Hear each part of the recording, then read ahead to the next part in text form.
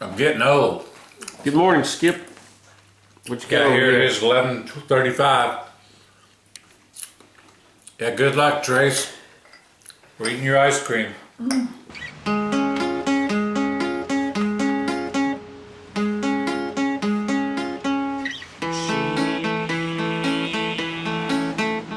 Played beautiful music. She had fans wherever she would go. We got to be good friends, and she made me promise when the day came that she passed on, that I would take a handful of the earth in my hand and lay it on her coffin.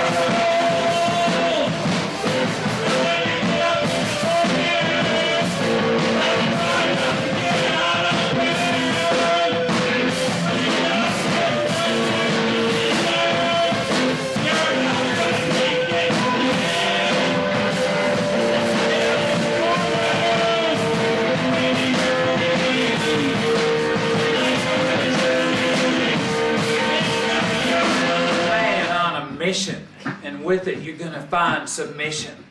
These old blows running wild in the town without dope. Don't you know you make me your man? I'll supply you with all the coke.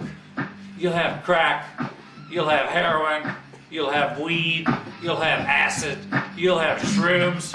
I'm a man on a mission, and my doctrine is submission. So what you write down, Skip? When I took my Hurricane, so I know I haven't taken it again.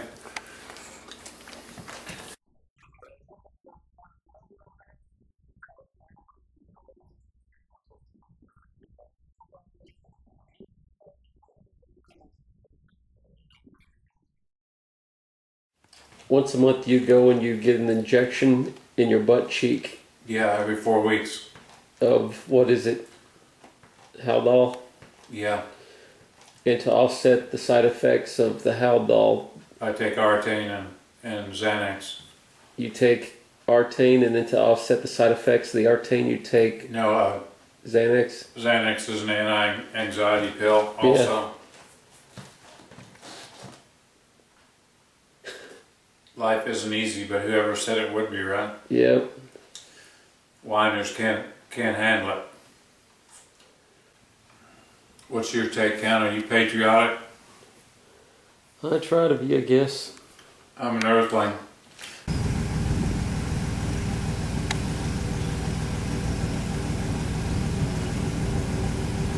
Tell me all about that adventure you guys got together, and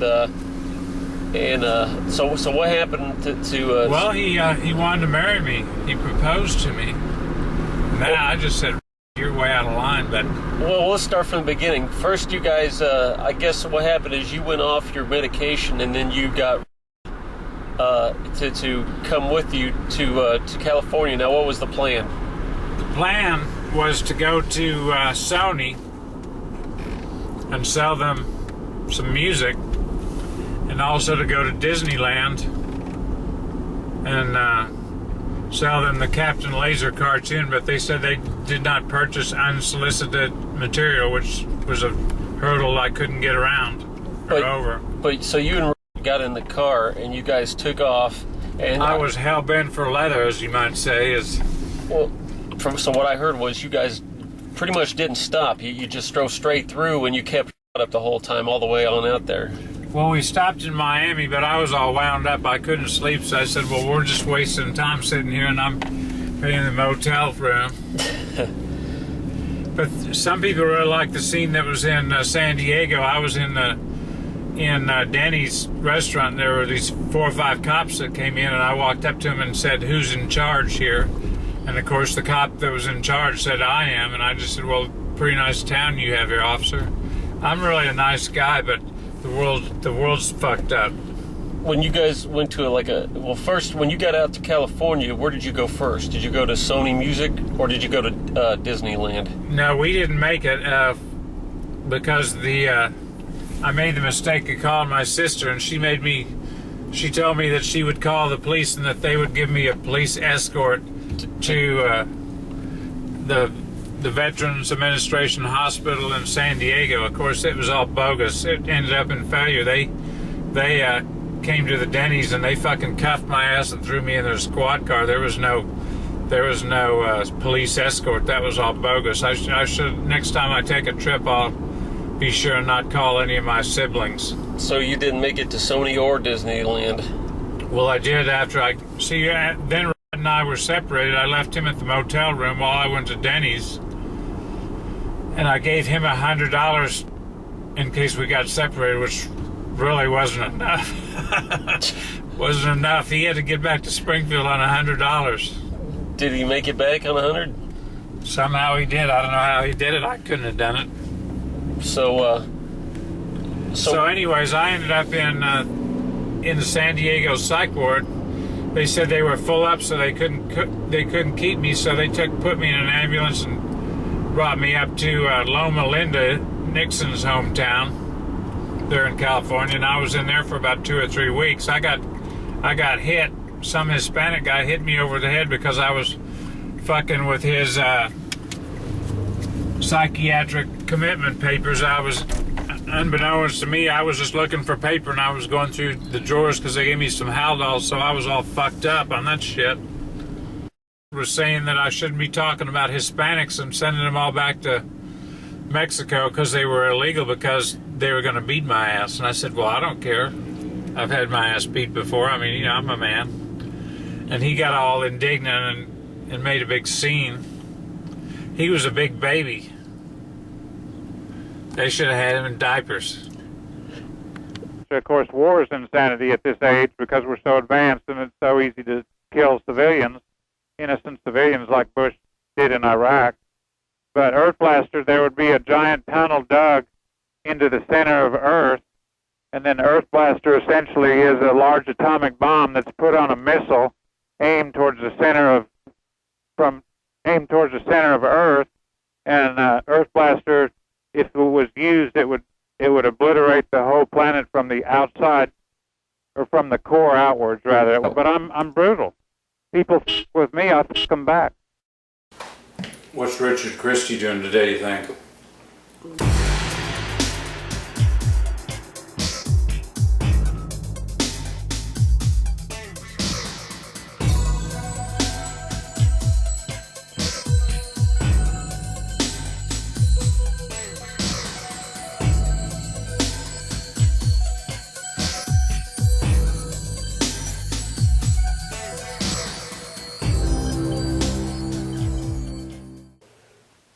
So Richard Christie, he got an opportunity to try out for a position in the Howard Stern show, and part of his itinerary for the week was he was allowed one guest, and you were his guest. You were his whackpacker, as you call it. Yeah. That's pretty wild, awesome. Pretty wild that you were on the Howard Stern show. Let's talk about the Elite and Richard Christie. Yeah, Richard Christie really is the Elite. He was the driving force. I'm just a singer, songwriter. Richard was the drummer. So, when did you first meet Richard? How old were you and how old was he? And tell me all about it. Well, Steve Childers found one of my music cassette tapes at Diversified Plastics and played it for Richard. And then Richard heard it and he said, as the story goes, I've got to meet this guy. He wanted to meet me because he thought my music was so cool, which it was, I guess. I believe Childers says that he discovered your tape in the factory's bathroom. Well, no, it was in the quality control department. Okay. But that was a Cuda Corp tape, the driving force cassette tape. And I was one of the first ones in Springfield to burn CDs, to put music on CDs. Everybody thinks I'm such a stoop, but honestly, I'm a genius, but people don't want to give me the credit I'm due. It's hard to attain genius status. You know, there's been so many geniuses throughout history. I guess genius status is limited. Who were some of your favorite geniuses throughout history? Well, Hitler was an evil genius. Stalin was an evil genius. But Napoleon was a genius. But you don't have to necessarily make war to be a genius. Because I don't think Baby Bush is a genius. And he got a lot of Americans killed over there in Iraq. Yeah, Skiff, he fought in the Battle of the Bulge with Patton's Third Army and helped conquer the Nazis. But I think these modern vets are a little overrated compared to the World War II vet. The World War II vet had to be fought. These other wars haven't had to be fought. We have become the aggressor with these Nazi helmets our troops wear. I'd rather have them in the Allied helmets that we won World War II with. But of course that was Ronald Reagan's doing, putting them in the Nazi helmet. And of course the world recognizes that Nazi helmet and they know what it stands for. So I mean, I'll never wear that helmet in combat. I'll wear the Allied soldier's helmet. Man, I never did find out what happened to that big swastika banner of Dad, so I think Sis got it. Well, that thing was big. Your dad, he brought a lot of memorabilia. Well, what is the term they give for it? Goodies. In the military, they call it spoils of war. He came back with an authentic Korean rifle for the Korean War, and he also Vietnamese. Okay, my bad. And he brought back a lot of stuff from Nazi Germany, a bunch of Nazi stuff. But you can't find the flag, huh? Well, I haven't really actually looked that hard. What did your dad tell you about what he saw over in Nazi Germany when he went over there? Oh, he couldn't believe it. Those gas chambers, of course, you know. That would surprise the shit out of anybody. He was a liberator, though, wasn't he? Yeah, he was. He was at that count. It's time for a beer. Bin Laden, did they get the real guy? I guess they did. Yeah. Man, he felt some pain, didn't he? For all the pain those people felt, though, he should have been tortured. I mean, I hate to say that. I hate to be tortured myself, but it should be left up to the families. So your birthday is on 9/11, 9/11. And you got a sister whose birthday is on Pearl Harbor Day. December 7th, yeah. Yeah.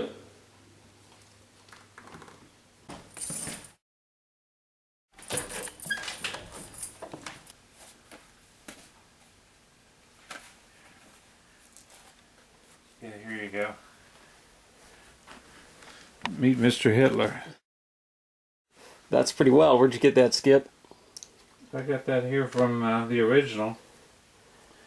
Is this something that your dad brought back? Yep. Well, See, he wrote on it. That's amazing stuff. Your dad wrote on that, huh? That was a postcard your dad sent back Yeah, from read that. What's that say, Count?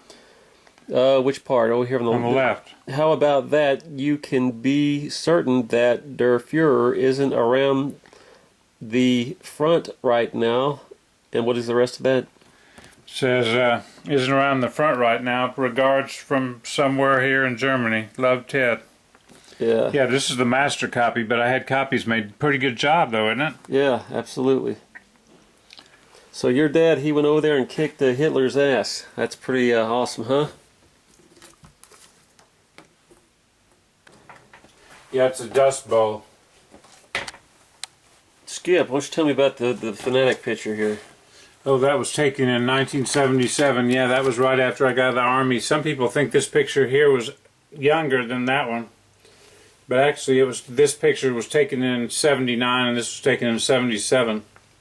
Now, the thing people really don't know that this is the second picture from the sequence. With that. There were about 5 of them taken in a series. It was one of those 25-cent movie machines or where you booths that you step in. This picture here and this picture here were taken just a few seconds apart. Yeah.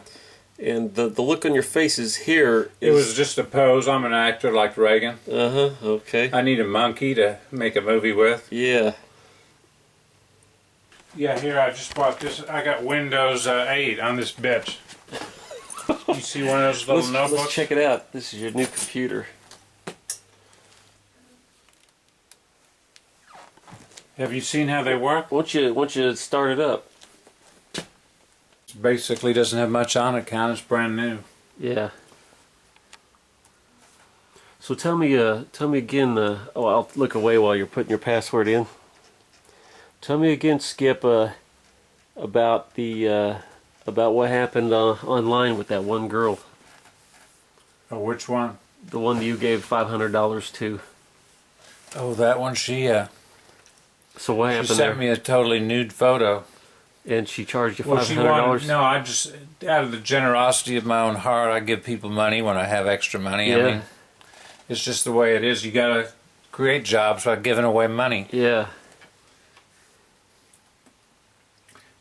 That's how Eisenhower did it. He, a lot of people think he borrowed the money, but he printed the money to build the highways. And Well, they're still printed today, aren't world. they? Yeah, they don't tell you that because they don't want you to know their little trick, but we know their little trick. Yeah. It's not so hard to figure out. Yeah. Fresh bills coming off the press every the minute, press. just like That's Krispy Kreme. how else are you going to do it? You got to have an economy. I mean, the population's doubled since 1960, so what's that say? It's got to have twice the money in there, right? Yeah. I mean, money is what greases the wheel. Yeah. What do you think of that Castro guy from New Jersey? Boy, he had it happening, didn't he? He had 3 chicks tied up. How did he In the keep them? basement. I mean, it makes women look stupid. I would have got out of there. How does one guy keep 3 women hogtied? I don't know. I can't even deal with one woman, let alone 3. There's no set way to bring that. You just have to mess around with it. Oh, okay. That's wild. Well, you got to figure it out, though, man. Better than anybody else I know with that Windows 8. Really? Yeah, I You think just so. got to get in and do it. Yeah, Get her done. Yeah, you're the man to get her done. Let's go get some food.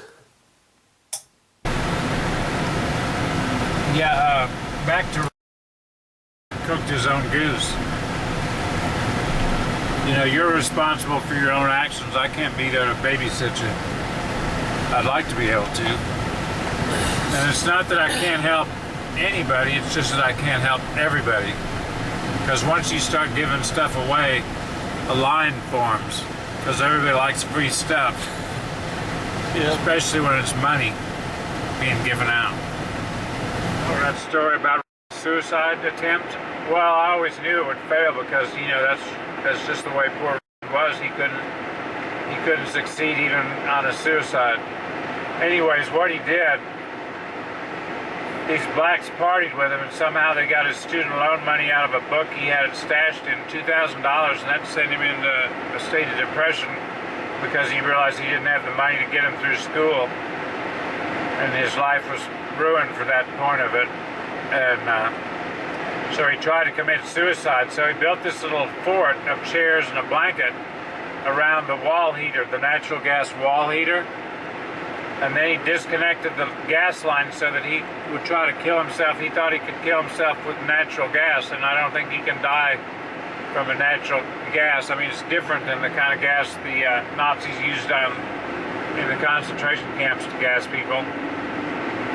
Anyway, so he figures out it's not working, so what's he do? He lights up a cigarette to contemplate his next move, and of course that ignited the gas, and the place caught on fire. And what's he do? He goes and lays in the bathroom, in the bathtub. He was going to let himself be burned to death,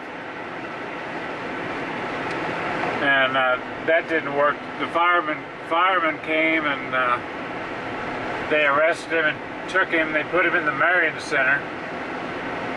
But what was odd, they didn't prosecute him right then, but a year or so later, after he came back from the VA hospitals, the Springfield Police Department had a warrant for his arrest for arson. This was like a year later. So they captured him and put him in jail, and he called me up and wanted me to bail him out. Of course, if you know what bail is, if you don't have the cash to pay the full bail, then you have to get a bail's bondsman. They put up the full amount, but you have to pay them 10% of the total bail in order to get them to bail you out. Of course, when you do that, you do not get that bail money back. You lose your bail money, your 10% of the total bail. You end up losing that. And I think his bail was set at like either $10,000 or $15,000. So that meant we were going to have to pay $1,000 or $1,500 to bail him out, and that money would have been lost. Of course, we didn't have that money, but he wanted us to pay it out of our hard-earned, or out of our money. And I said, fuck to that. So, he got mad at that, but come to find out, if we would have bailed him out, then he couldn't have got a public defender.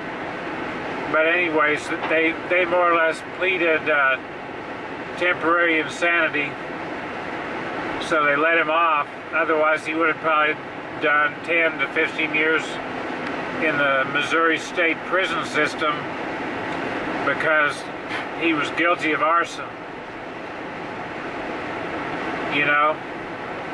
I don't know, some people think I'm a cold, heartless bastard, but I'm really not. Well, to begin with, I'm not a bastard. I had a mother and a father.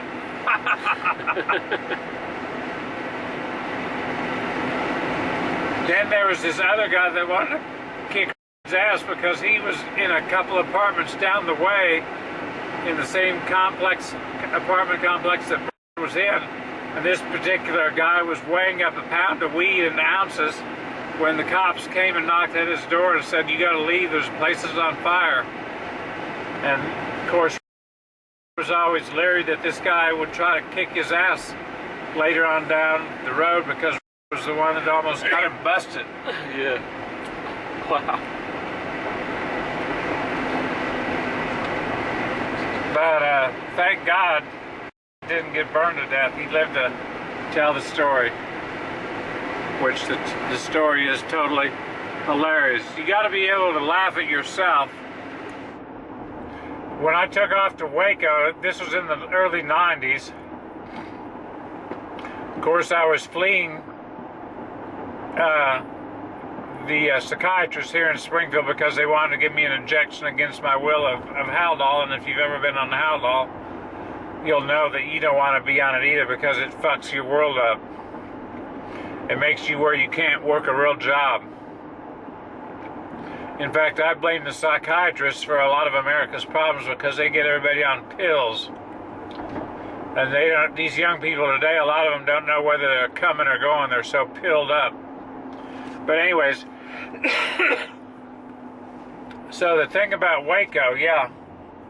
Well, the main thing about Waco is when I was coming back to Springfield from Waco, I end up in Durant, Oklahoma, the Stagecoach bar. And I told these cowboys that the day was coming when they would be able to, the scientists would be able to clone an Adolf Hitler or a Jesus Christ. And these cowboys couldn't handle the intensity of my story, my belief. So they called the cop on me, the sheriff. and he came and cuffed my ass and took me to jail. And when I got in jail, I was noticing there was this AC cord coming in under the door of my cell, and I said, what am I going to do here? So I casually unplugged this cable, this cord, this AC cord going to a TV in the next cell, and I got a grip on it, and I said, I'm going to yank this sucker. So I got a grip on it, and I pulled it as hard as I could, and I pulled it out of the television set in the other cell.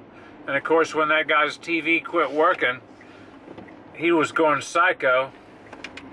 But I don't believe they should have TV in prison. They're not there to watch TV. They're to serve their time, which is the beauty of the criminal justice system, because these people that fuck up end up in that situation.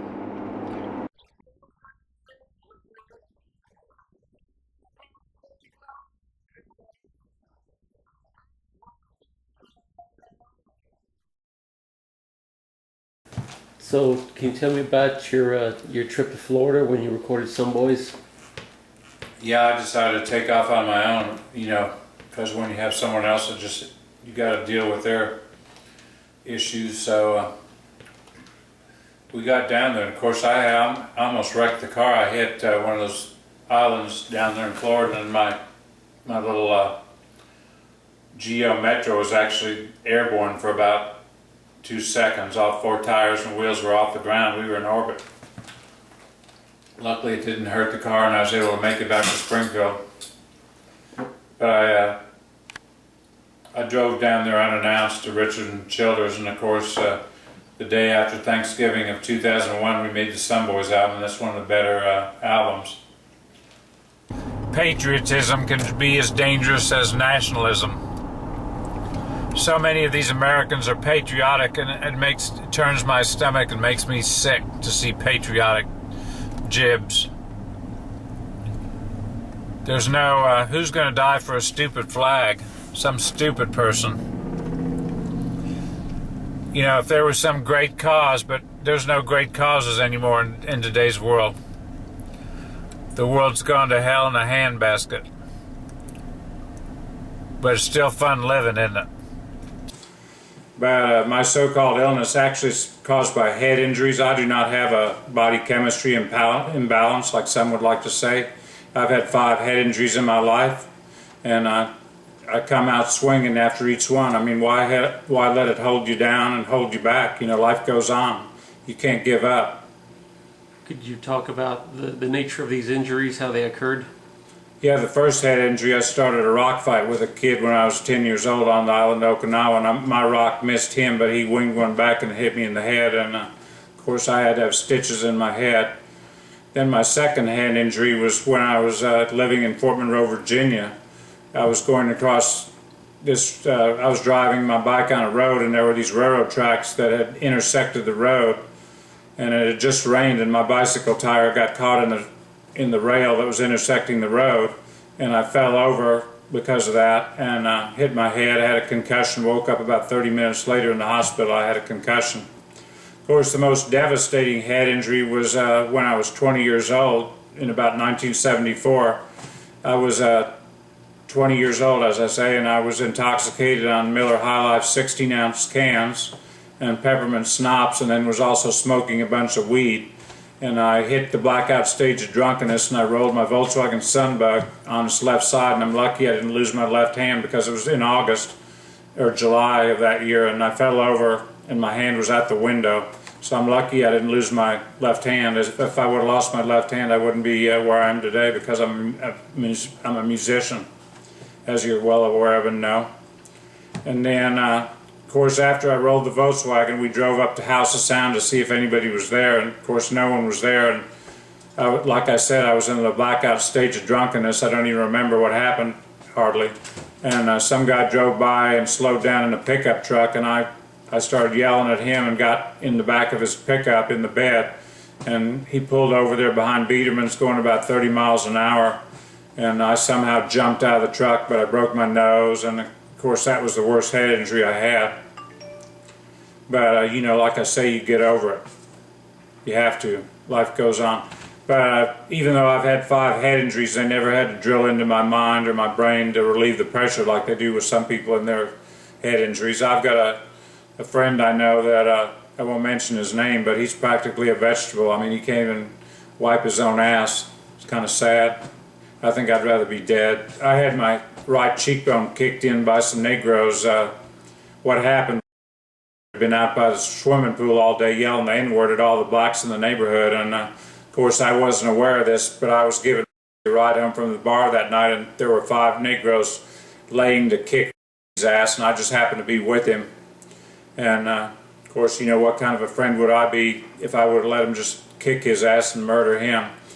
But I got out of the car and was leaning up against my car, and one of the blacks was holding me up against the car while the other black worked around his black friend's head with brass knuckles on each fist, worked over my face, and I went down to grab, I was going to fall, and I grabbed the door because of the blows. I'm not really a fighter with my fists, I use guns. But anyways, I grabbed the door and started to fall, and the guy brought his right foot up and kicked my right cheekbone in.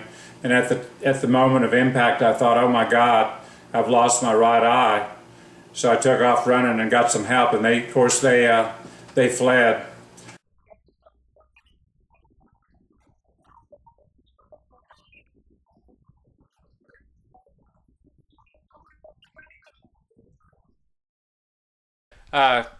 You may have heard of this new TV show called Desperate Housewives.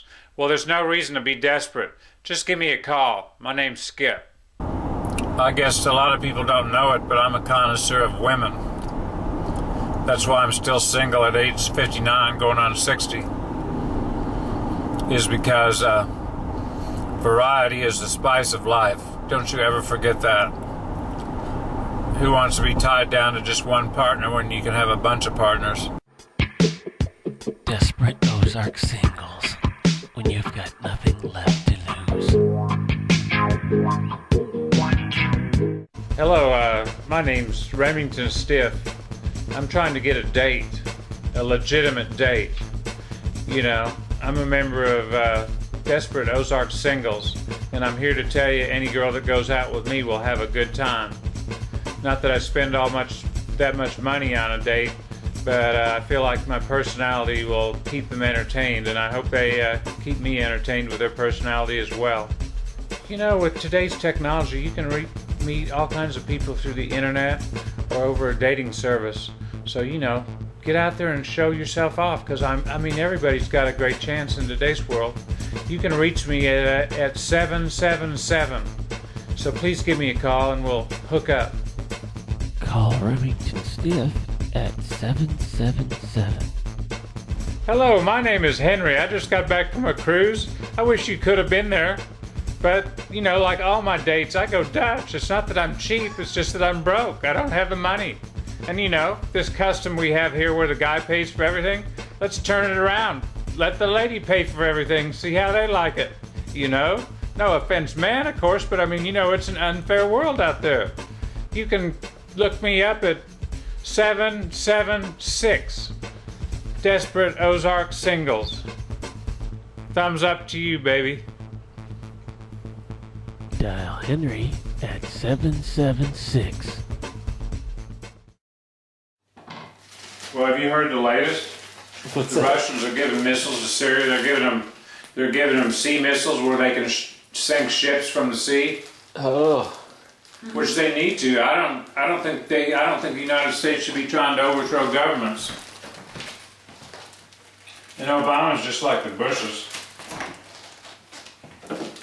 you think we should let the rogue nations do Well, what they want? anything to do with Al Qaeda, I'm against. Those guys are just nuts. What do you think about North Yeah. Korea and Iraq having the nuclear weapons, or Iran? I mean, I think I'd give them to them, and then they're to use them. It's just Daytona. It can only be Daytona over again, kind of. I mean, if they use it, then there'll be a nuclear war. It'll be the end of the world. They're smart enough to know that. You know, I mean, what are they going to do with them? You think they'll get in launch mode? I mean, look at the Cold War with the Soviet Union and us. I don't think sanctions are the right answer. I think we need to just, I mean, you got to compromise at some point. That's what it's all about. yeah. Skip, tell me all about your family. Yeah, we're lucky we've never had any real tragedies in our family history. You know, that says a lot. Your mom and your dad, they met at Camp Carson, Colorado after the Korean War. They got together and you were their firstborn. Yeah, Dad was 34. I'd have to do the math and think how old Mom was when they got married. But yeah, I was the firstborn. Tell me about your brothers and sisters. Well, I've got 2 brothers and 2 sisters, and they all have college degrees. I'm the only one out of the 5 kids that didn't get a college degree. But I'm into other things, hopefully make some money someday. What line of work are your brothers and sisters in? Susan's an accountant. Steve is a clinical psychologist, PhD type. Ann is a lawyer. And John is a chemical engineer for Shell Oil down in Houston, Texas. Boy, gas is $3.97.9 today. Isn't that wonderful? That's crazy. And they say it's not running out, huh? Well, I know for a fact it is running out. Actually, your brother works for one of the major oil companies. Yeah, Shell Oil. John Skiffington works for Shell Oil down in Houston, Texas. He makes a bunch of money. And it's all thanks to you paying for that $4 gas. They'd probably make $1 off that. Now, I remember when I asked him one day, I said, now, if the Earth had a like a gas gauge on it that told us how much of that oil was left in the Earth, he said that probably about 3/4 was left. Yeah, that was about 10 years ago. I don't think we'd be lucky if there's half the oil left. Of course, the deeper you get, the closer to the core, and the radius is made smaller. So the more oil you use up, the less there really is in the end. Because time is running out like everything else.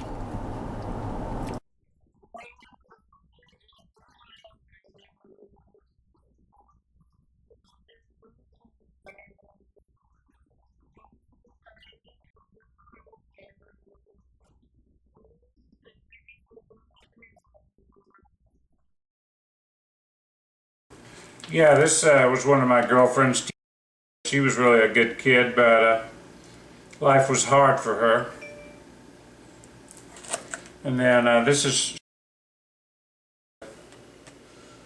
she's a friend of mine, of course, from way back. And then this is and then here's probably can't see these all that good. And then this was and then this was one of my favorite girlfriends. I don't know, she got Hep C. I don't even know if she's still alive.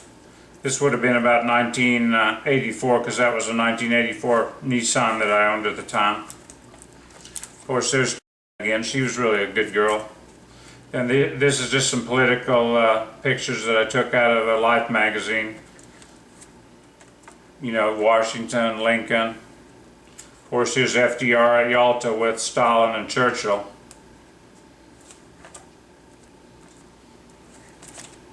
Here it is again. Family photos. There's Dad out in front yard with the 82 Nissan Datsun. It was really a nice truck. Family photos.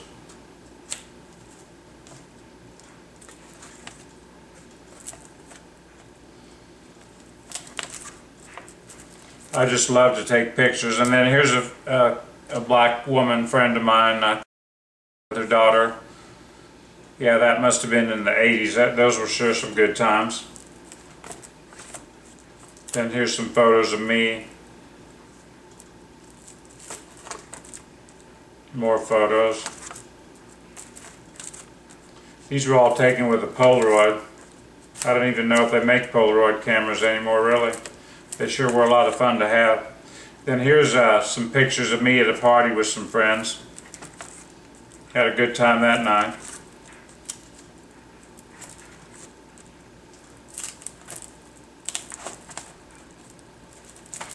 Yeah, we're up and running. Just want to let you know I have 10 studio bands. I was going to go over the list. I've played out with several of these bands, but not all of them. I seem to be overwhelmed, but it's not something I can handle with my brain.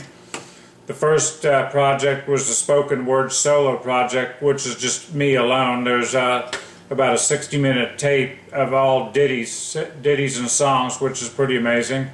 Then, of course, my first real band with another musician was with Dave Carmody, and we called ourselves Cuda Corp after my corporation. And then The Elite with Richard Christie, Rick Granberg, and Stephen Childers. Then there was BBS&B, stands for Granberg, Dr. E. Budd as he goes by, Joe Bondo, and then me, and of course Randy Binney. Then the fifth studio band was BBS&M. That was with Granberg, Joe Bondo, myself, and Joe Morton. And then band number 6 was The Tortured with Rod Weston and John O.Z. And then the Bomb Squad with Wes Nichols and Count Z and myself. There were just 3 of us in that band. And then GPS, which a lot of people like to refer to as Global Positioning Satellite, but actually it stands for Granberg Pierce Skiffington. Then there's the Jihad of Love, one of my favorite bands. There's actually 4 CDs with a total of 44 songs, 43 or 44 songs. And then our latest project is just Rick Granberg and myself, The New Earthlings. And that pretty much sums it up. I'll let you get a photo of that.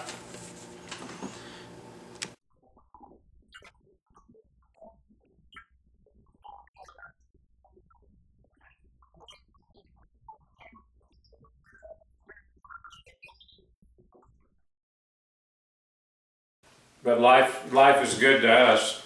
Wish it was good to everybody. But I've often said there's not enough resources in the world for every earthling to live as high a standard as an American. They're wanting it bad, but I don't know, they're going to have to work for it. Work awful hard. Because the more expensive fossil fuels become, the more expensive everyday living is going to be. As we're finding out, you don't have to be a rocket scientist to be able to figure that one out. Anybody with any set of eyes can check it out and just figure it out. Let's talk about the price of rice in China. They're industrializing fast, and they're going to put a drain on the world's resources because one thing they do good is fuck. Do you think the world can sustain them? No. I've already accepted the idea that Earth isn't going to be around, or the humans aren't going to be around much longer because they're so fucked up.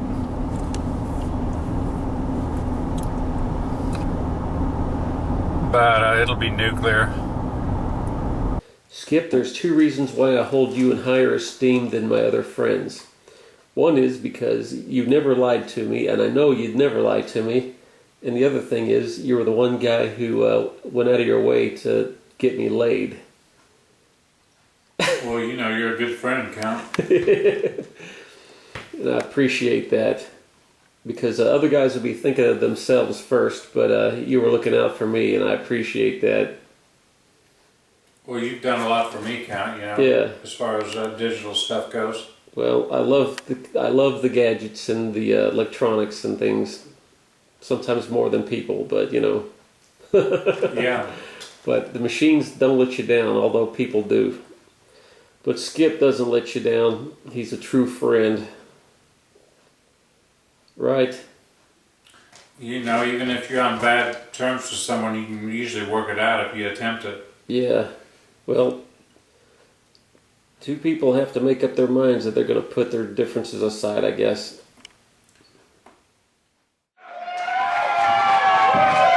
Here's a little tidbit I wrote years ago also. It goes, you can't keep a drive too fast.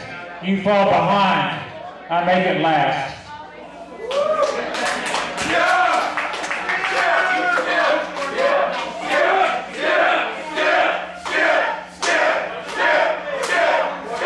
Thanks.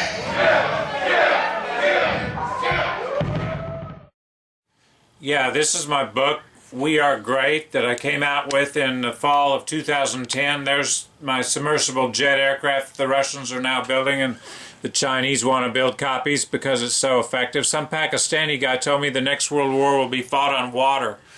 the world is made up of 2/3 water, so he probably had a valid point. Because energy is everywhere, we just have to harness it.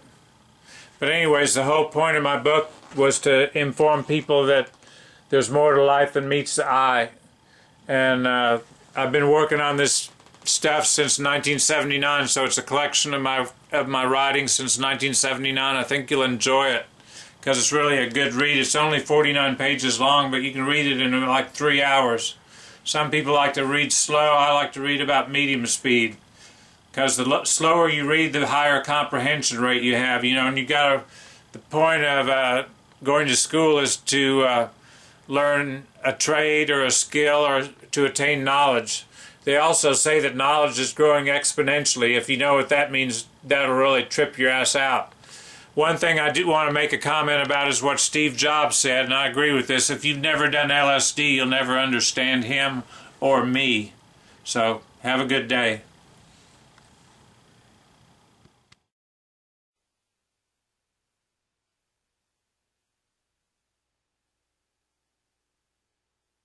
The Demonington, Skiffington, is discovered in a Siberian glacier.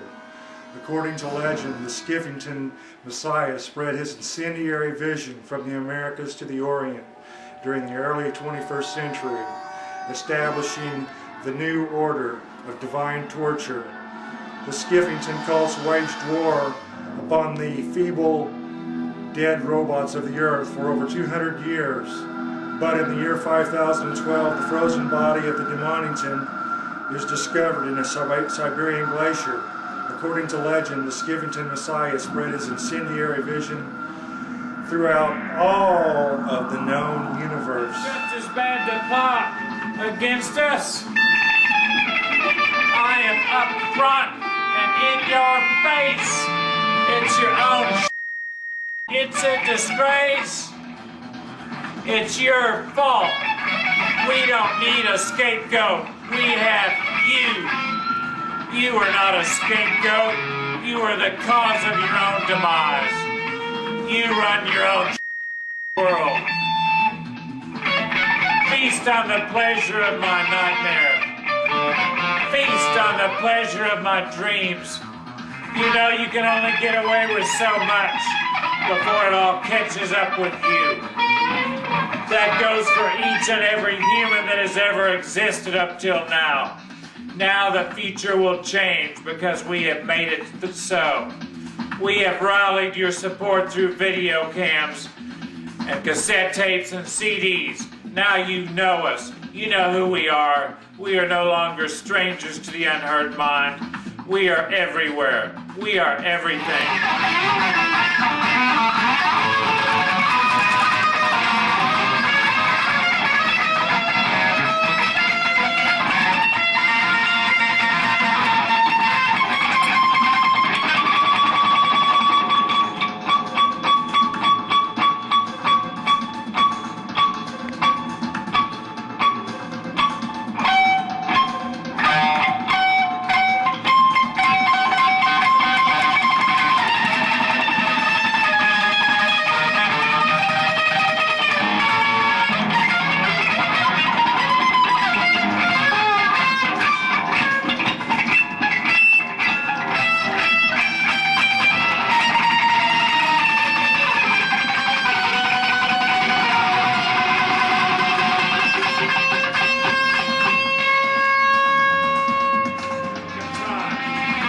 Yourself in a big life. Ego trip. It's a real ego trip once you get on the bandwagon. I think you know.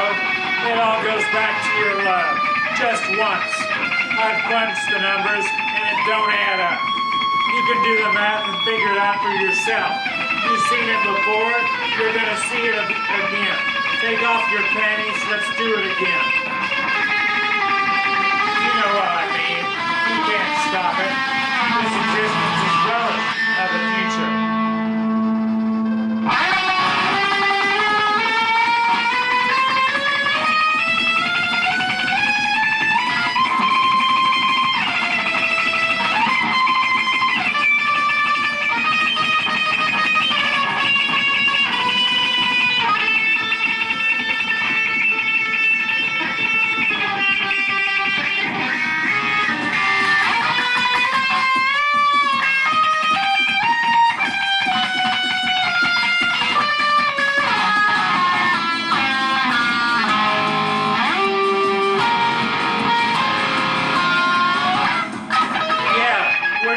like Ozzy calls every show is gonna be our last.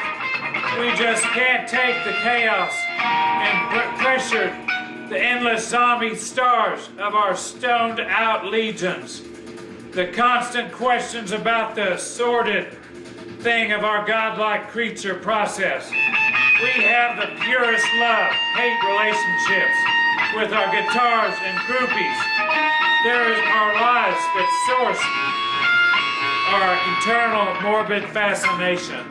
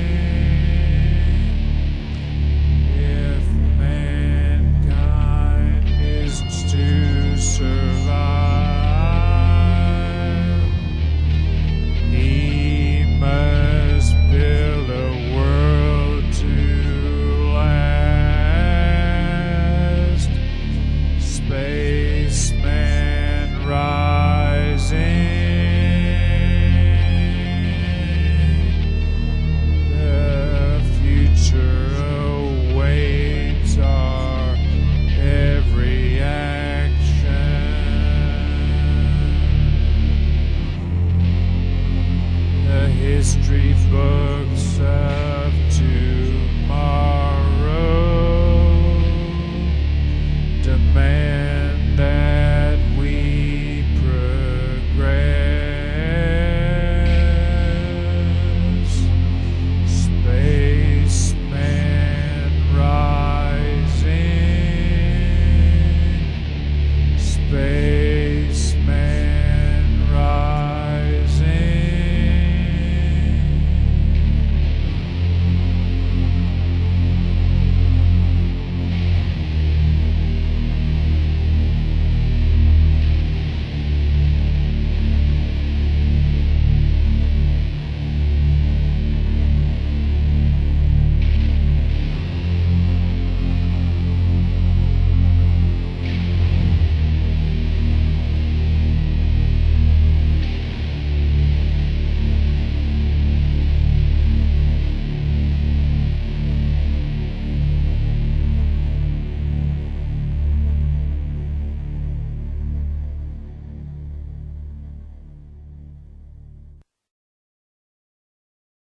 Did you get your girlfriend pregnant? Well, do yourself a favor. Get an abortion and save yourself a bunch of dough.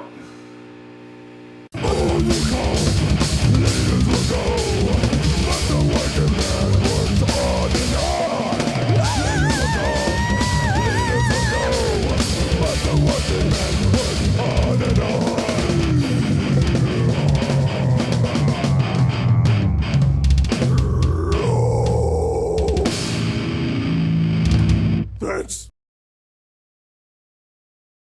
Skip, you're on skin. We've been here before, she said. Smile.